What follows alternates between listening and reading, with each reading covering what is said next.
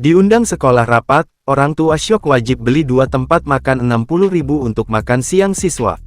Media sosial dihebohkan dengan orang tua syok harus beli tempat makan untuk program makan siang gratis siswa seharga 60.000. Adapun kasus ini viral di media sosial usai diunggah oleh akun TikTok @ahmad.lehan6. Dalam captionnya, tertulis acara rapat makan siang gratis, tapi tempat makannya beli di sekolah harganya 30.000, harus beli 2. Tujuan diwajibkannya wali murid membeli kotak nasi karena seiring dengan berjalannya program makan gratis yang dicanangkan oleh Presiden Prabowo Subianto dan Wakil Presiden Gibran Raka Buming Raka.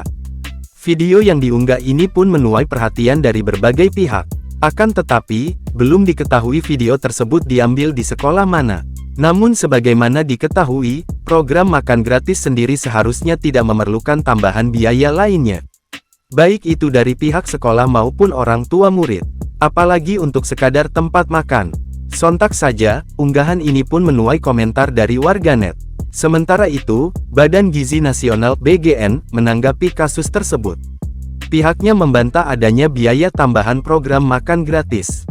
Dalam keterangan tertulis, pihak BGN menyatakan program makan gratis tidak ada biaya tambahan.